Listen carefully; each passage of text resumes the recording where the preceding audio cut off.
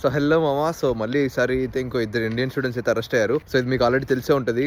Recent గా కాదు, actually నిజం చెప్పాలంటే 1 month అవుతుంది ఇది జరిగి. సో ఇప్పుడు ట్రెండ్ చేస్తున్నారు ఈ వీడియోస్ అన్ని బయటకు వచ్చి.